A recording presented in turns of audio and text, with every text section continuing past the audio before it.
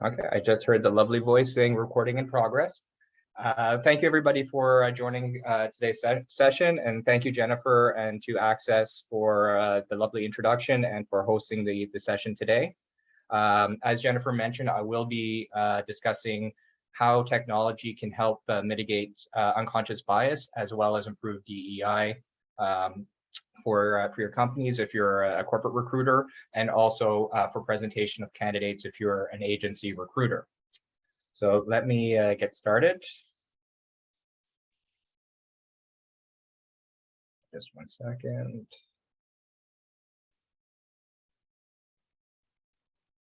Oh, I got to close the meeting is recorded. So just a little bit about myself. My name is BJ Blumenthal, as Jennifer mentioned. I am the country manager for Daxtra Technologies. I'm based in Ottawa, Ontario. Before opening up Daxtra in Canada in 2020, I worked for Daxtra as their regional client services director for the Asia Pacific region out of the Hong Kong office. I did that for 3 years, and I covered territories from South Africa across to New Zealand. Prior to joining Daxtra, I worked as a recruiter in a couple of agencies in Hong Kong. First agency was a local agency where I did legal recruitment and also helped companies that were coming into the Asia Pacific region with their human capital strategies. After that, I worked for the third largest Japanese recruitment group, JAC Recruitment, where I started as a senior manager, ended up becoming the head of corporate strategy and business development. And it was during that time that not only was I recruiting for Daxtra Technologies, but we became a client, and it was during that period of time as a client where I fell in love with the technology and decided to join the company. Very similar to the old commercials. I don't know if anybody remembers the old commercials. I think it's a razor commercial where somebody says that they loved the product so much that they ended up buying the company. Now, I didn't buy the company, but I joined the company, and I've been with them for over 5 years now, and have loved every minute of it. Now, a little bit about Daxtra Technologies. So Daxtra Technologies is a world leader in CV parsing, semantic search, and recruitment workflow automation, which was founded in 2002 at Edinburgh, Scotland.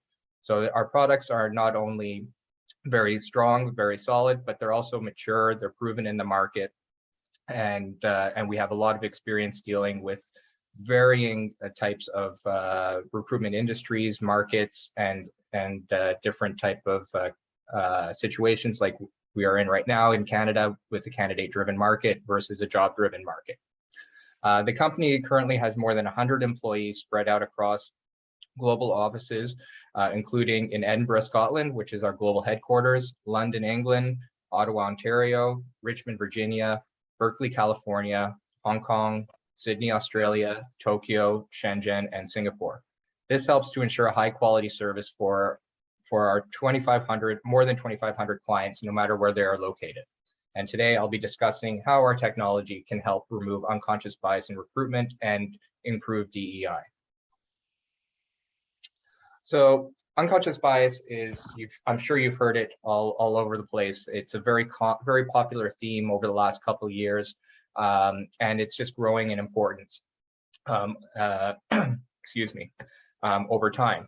And basically unconscious bias happens when you form an opinion about a candidate based solely on first impressions, or when you prefer one candidate over another simply because the first one seems like someone you'd easily hang out with outside of work.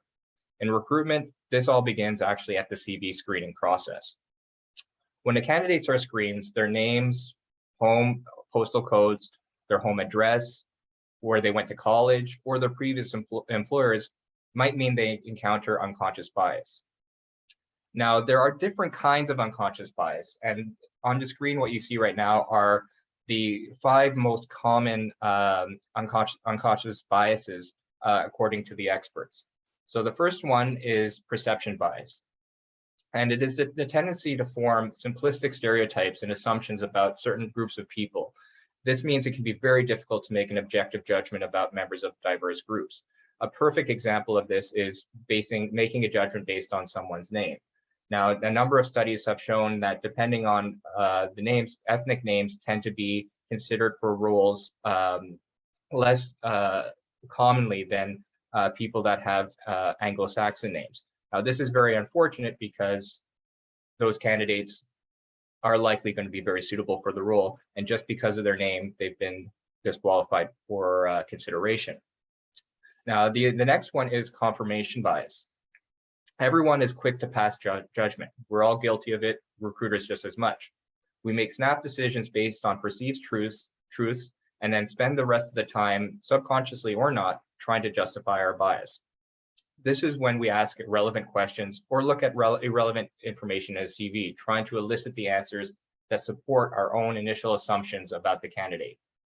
We do this because we want to believe that we are right about our instincts and that our assessment of the candidate is correct. The obvious dangers here is that we could be passing over great candidates for no reason at all. The third bias is affinity bias, also known as similarity bias, and is unfortunately very common in recruitment. The affinity bias is just that, when we feel a natural affinity towards a candidate due to something that we have in common with them. We come from the same town, went to the same school, had a mutual past employer, have similar interests. As recruiters, we can allow this feeling of affinity to affect our behavior in the screening process and influence our decision when it comes to which candidates to interview and ultimately hire. We believe there is a connection there. Much like the illusory correlation, we place emphasis on something that isn't tangible nor relevant to the hiring decision. A perfect example of this is, as I mentioned before, somebody having similar interests or hobbies, and during the interview process, the nature of the conversation is steered towards that, and you end up talking more about those than the candidate's actual work experience. The fourth type of unconscious bias, is the halo effect. And there's actually two elements here. There's the halo effect and the horn effect. The halo effect is when the recruiter forgoes proper investigation of a candidate background, choosing instead to focus too heavily on one positive aspect of that candidate. For example, like where they went to school, what sports they play, and rely on that one thing when making decision. We zero in and let that golden halo guide us and our opinion of the candidate, forsaking all other information about them. We're blindsided by this one great thing about them. You have stars, you look at their picture and it's ringed with stars. The thing we believe them, and we focus too much on a thing that we believe that makes them so great. This knowledge can then blinker the recruiter throughout the recruitment process, as we firmly believe that this candidate outshines the others because of it. We can place a high expectation on the candidate, disregarding any red flags that are very obviously apparent on their CV that clearly highlights that they are not suitable for the role. But that doesn't matter, because the halo effect spread far and wide, covering the rest of the resume in glittering gold. There is also, as I mentioned before, the horn effect, which is the exact opposite, and is when a recruiter focuses too much on a negative aspect on the candidate CV. A perfect example of this is if you see that the candidates attended Harvard University, Yale University, or any university that has a very strong reputation, or somebody who's worked at Google or Facebook, a household name, recruiters tend to jump to conclusions that this candidate will be a very good candidate without even looking at what they actually did. And the final type of unconscious bias is conformity bias. And I like to call this one the peer pressure bias. Conformity bias is actually based on a famous study, the ASH experiment, which shows that our decision-making can be affected by group peer pressure. Our fear of being thought poorly by our peers or being ridiculed can allow us to be swayed by others. Imagine if you're on a panel and you're the only one who thinks a particular candidate did well. Would you say so and go against the rest of your colleagues? Or would you allow yourself to be swept along by the majority and potentially let a great candidate slip through the cracks? I'm sure any of you who are in recruitment, whether you're in an agency or as an internal recruiter for a corporation, you've experienced that situation where you feel that a candidate is strong, whereas your colleagues don't, and they try to persuade you to change your mind. So the question that you have to ask yourself is, are you swayed by that? So how does unconscious bias affect recruitment?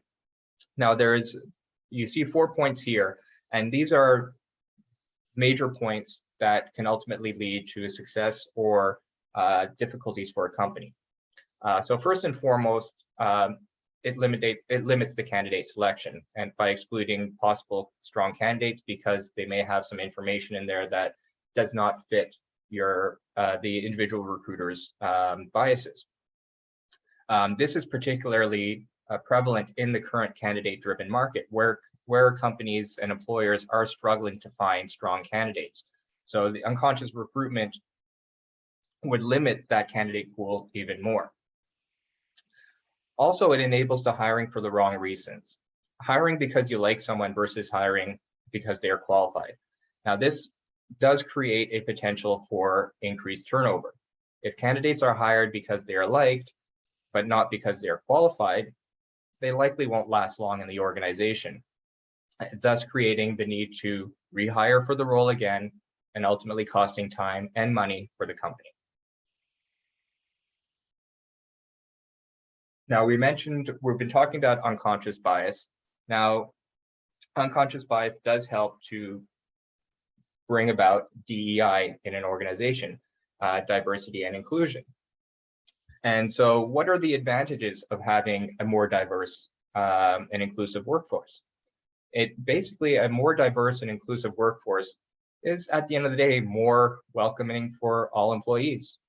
People don't have to worry about fitting into a specific mold to get along with their colleagues. If you're different and accepted, then people are more comfortable. It's also more focused on hiring candidates who have the right skills and experience for the role. So it's taking out the personal feelings and so forth and focusing on, can this person do the role or not? In fact, a number of studies have shown that a more diverse and inclusive workplace has a positive effect overall on the workforce.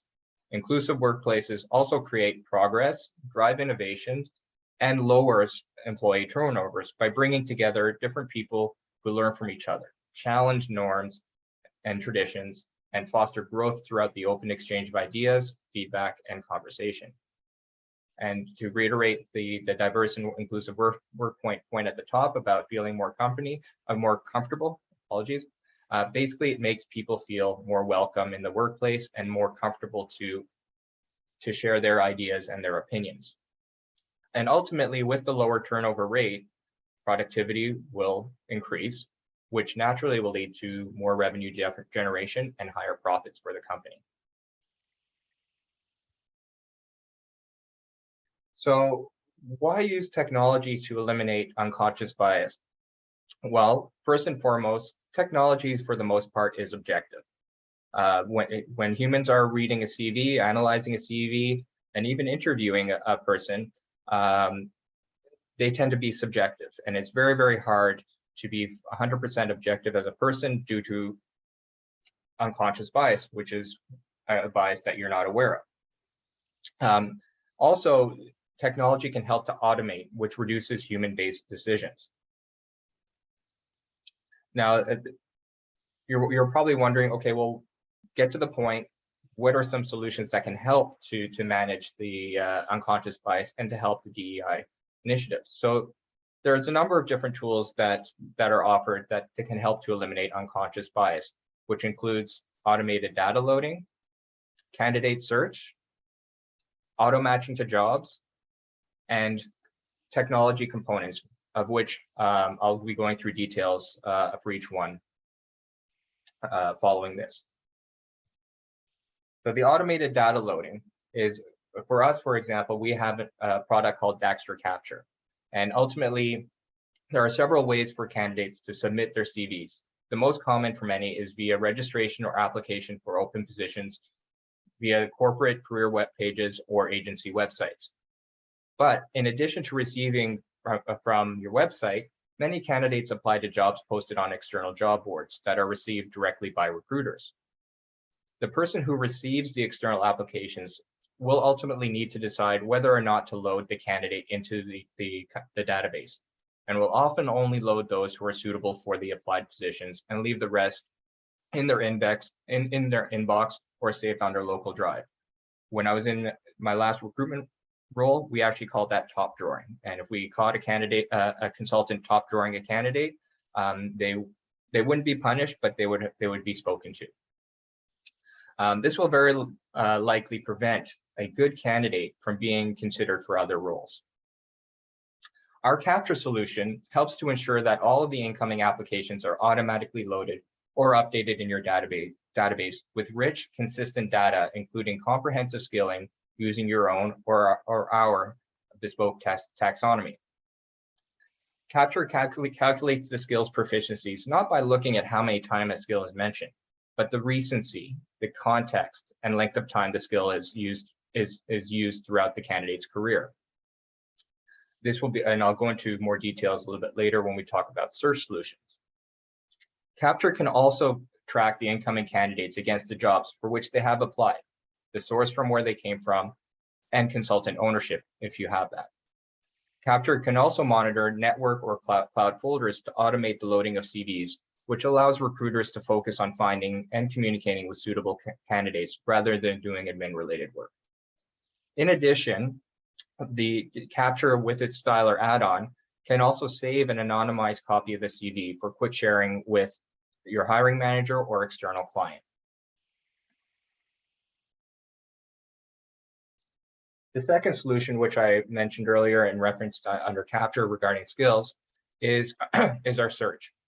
And this is a product that is embedded into your own recruitment system. It's agnostic. It's been integrated with more than 400 different systems around the world, 4 different CRMs, ATSs, RMSs, of which we are partners with many. And the value that it brings is that the search is focused on skills and experience. At the same time, not only can you search your local database, but you can also search multiple sources such as job boards and social media. Also, the system ranks objectively. So when the results are returned, the candidates that are returned and the ranks are purely based on their relevancy to the search query that's been run. And again, looking at recency, length of experience, and context. The search product also has automation, automated matching, as well as the automated matching. So you'd be able to match candidates automatically to existing jobs, jobs to existing candidates, as well as candidates to candidates. In addition to that, we also have automation for the search. So the system will run a save search daily for you. And we can also set it up to hide the demographic information in the results. So this is our DAX Research Nexus. It's not a typical keyword hit search. The system actually learns from your database and suggests terms based on it. And users can also define keyword value types such as skill, job title, qualification, to refine the context in which the keywords entered are searched throughout your database and the external sources at the same time. To ensure consistency, users can use the same query to search across multiple platforms, as I mentioned before. And this will make sure that the queries that are entered for your local database are the exact same one as external sources. And as I mentioned, you can easily set up what we call watchdogs, which will automatically run a safe search and send the results via email on a daily basis. And the users can turn it on and off very easily at any time.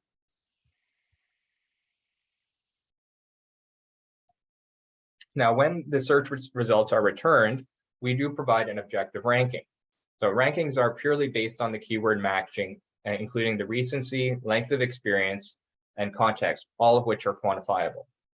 Users will be able to verify the proficiency match for each keyword used in the query for every result. As you see on the screen here, this is an example search result. So the query that was run is for project management, agile methodology, and Java. And if you look at the bottom right-hand corner of the screen, that will come up in the results. For each keyword, you will see a proficiency, green being high proficiency, red being a much lower proficiency.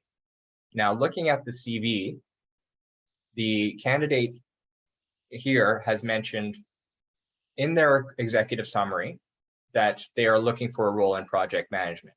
Now, that isn't necessarily enough to say, well, that person's very strong at project management just because they want to do it. No, we haven't scored them high because of that. Where we actually have scored them high is because they are actually working as a project manager and have been doing it since 2009. And because they have done that in a recent role, have done it over a period of time, the candidate will naturally have strong project management skills. Now, for agile methodology, the candidate mentions in their summary of qualifications project methodology, which would be construed as an alias to agile methodology. And also in their current role, they mention that they use agile methodologies. So by mentioning it in their current role being 13 years now, they have been identified as having strong agile methodology knowledge and experience. Now, looking at Java, you'll see that the Java was scored much lower with a little red bar there. Now, the person does mention Java. However, the context in which they mention it is that they say that they're only familiar with Java.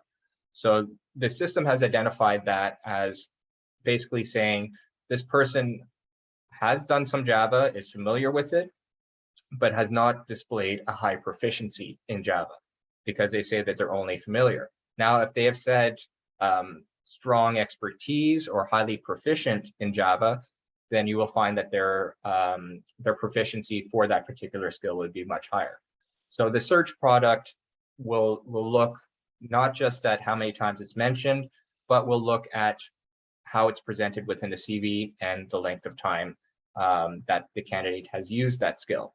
Also, recency. Now, if the person had worked as a project manager 10 years ago and had not, and since then had not worked in a project management role or a role that required project management, then their project management score will be much lower.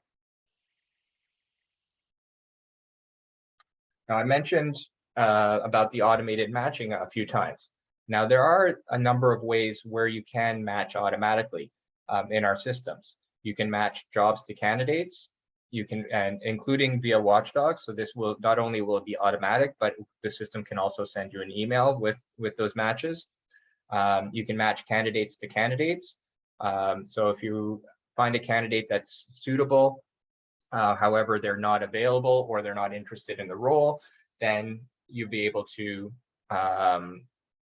find other candidates that are similar. And then you'll be able to also match candidates to existing jobs. Most of the matching can be done with the local database and the external sources at the same time.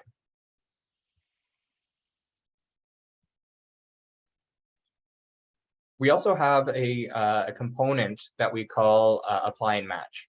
So not only do we have solutions for recruiters, but also for candidates, as the apply and match greatly helps to improve the candidate online registration or application experience.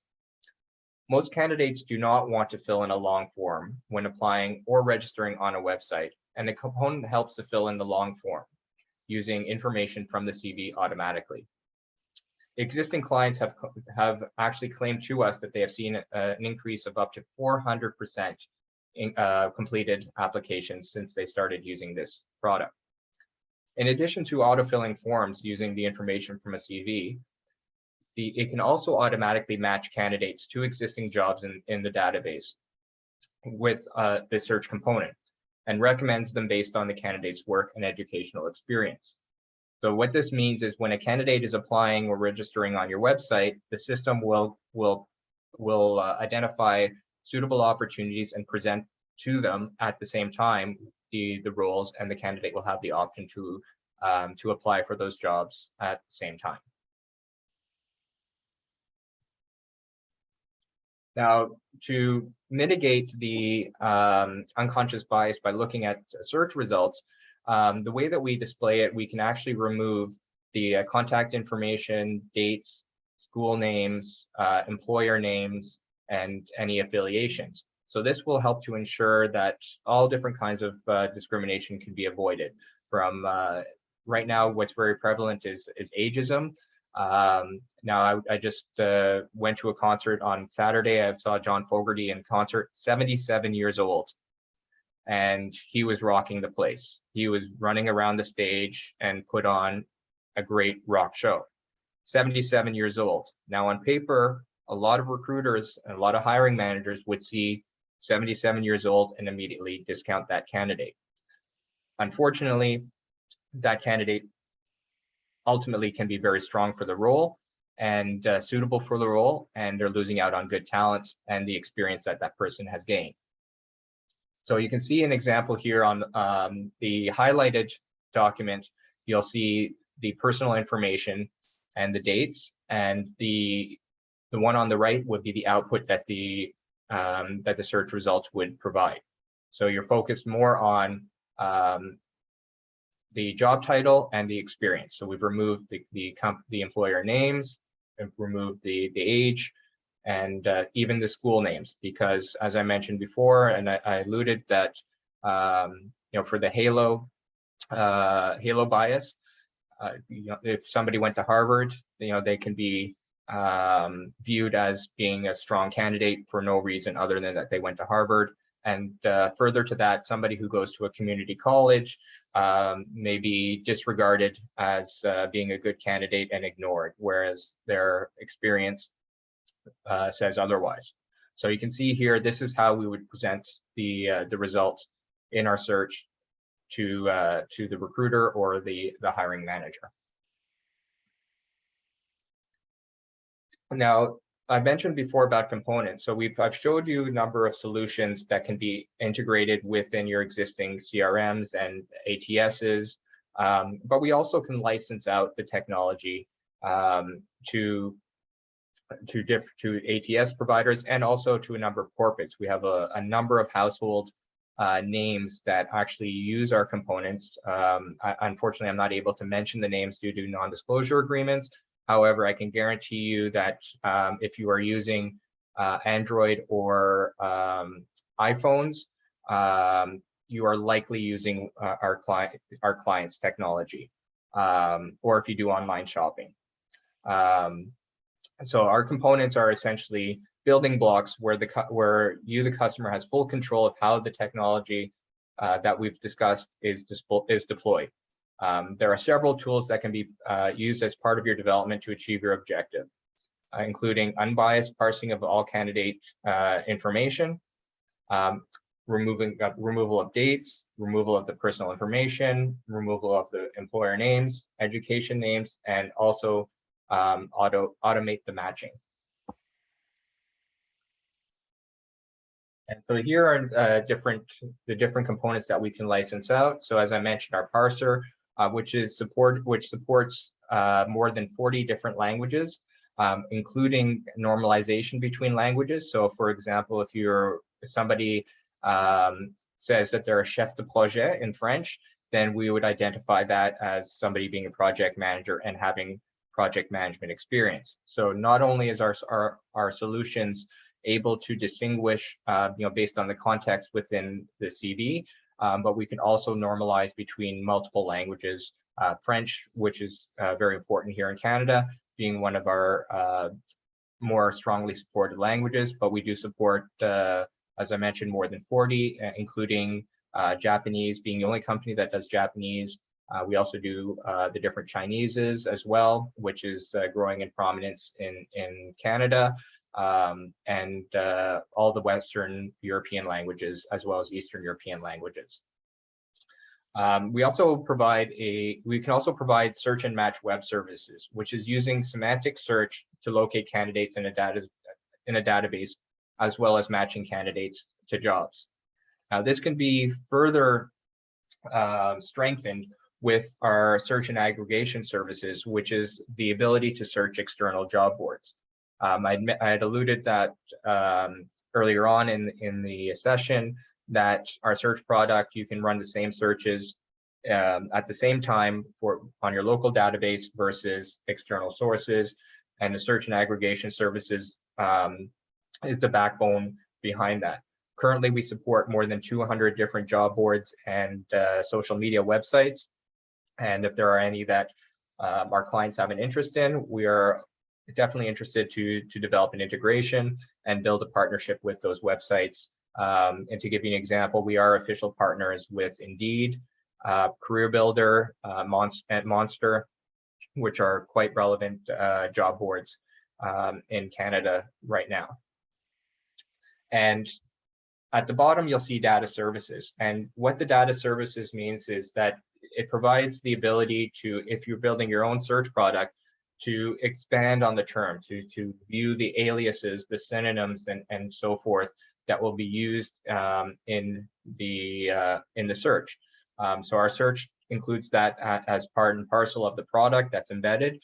And basically what this means is if you put in the title, for example, Java engineer, it will also look for Java's developer, Java software developer, and all related type titles or skills that are either aliases or synonyms for that particular keyword. Also, be looking at short little phrases that would also indicate a particular skill or job title or qualification. We also have a geolocation API as well, which will help to facilitate the matching and searching for candidates in specific locations around the world. So the overall benefits to using technology to mitigate your DEI initiatives and to help your DEI initiatives and mitigate unconscious bias is that it ensures that the best candidates are identified based on their experience and their skills, hiring for the right reasons.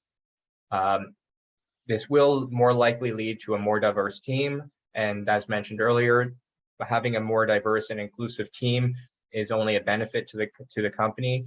I've read numerous studies. I've actually went out to try and find a study that disputed that. And fortunately or unfortunately, depending how you look at it, I wasn't able to do so, which is great in my opinion.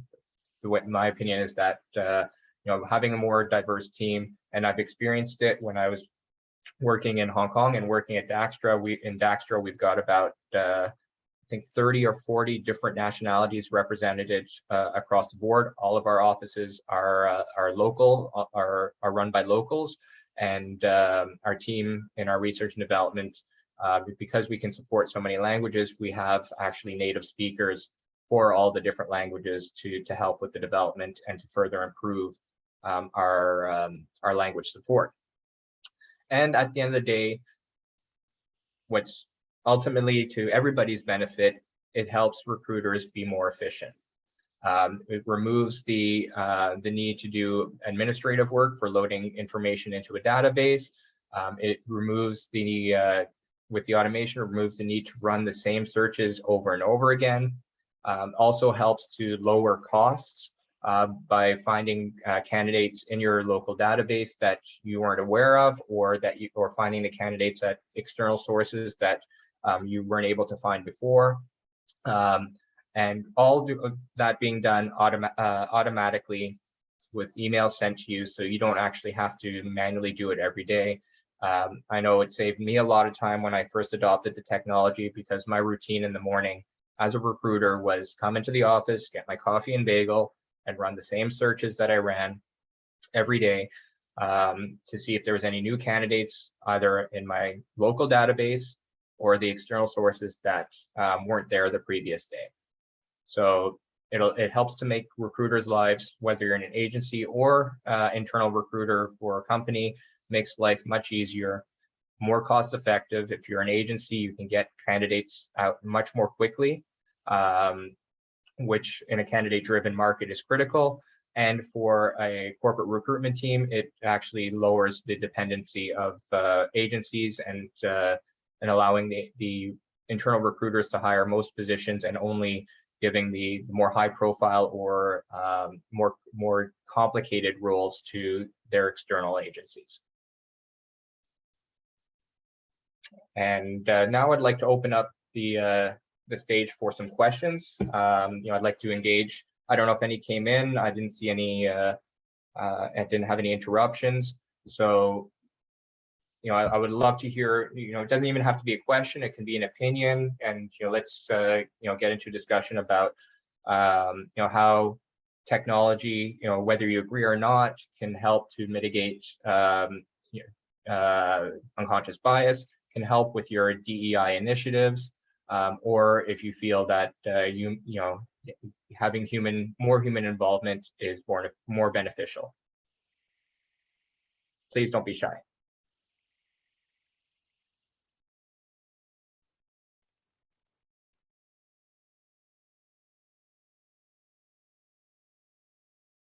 I see that Ramondios is unmuted. I'm not sure if they had something to say.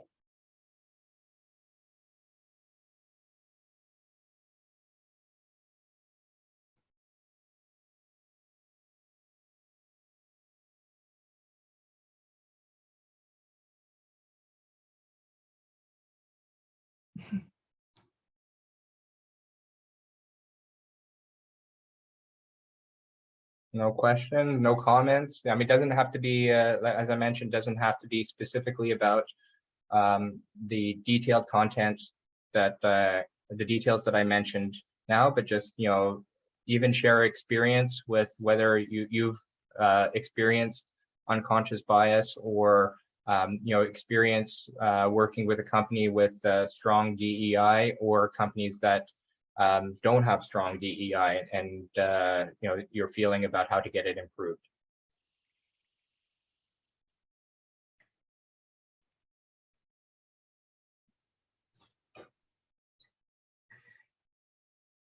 Everybody's quiet today. Yeah, maybe it's the weather. I don't know if they're in Ottawa. Definitely could be the weather. It's very gloomy and dark outside today. Well, what I can do, BJ, is I will send. Well, there's one thing in the chat I see. Yeah, Natalie said no questions, but thank you. Okay. Thanks, Natalie. What I'll do is I'll include you on the follow-up email so that everybody can have your contact information and they can reach out directly if they do have any follow-up. Okay, yeah, and if you have any questions regarding our solutions, and if you would like to see a demo, I'd be more than happy to do it. As mentioned, we've got more than 2,500 clients globally, ranging from huge corporates with tens of thousands of employees down to single person operations, and all of them have told us that our technology has really made them more efficient for a number of reasons, and I'd be happy to share those experiences with anybody who's interested. Amazing. Thank you so much for your time, BJ, and thank you all for joining us today as well. And yeah, I will get that follow-up email out, and we look forward to connecting with you all soon. Thank you very much, Jennifer, and to ACSESS for hosting me. And most importantly, thank you very much for everybody taking their time today on a Tuesday afternoon, just before I think today is the last day of summer. So thank you very much for your time today, and I hope to hear from you all soon. And please don't be shy. Thanks, BJ. Take care, everyone. Thank you.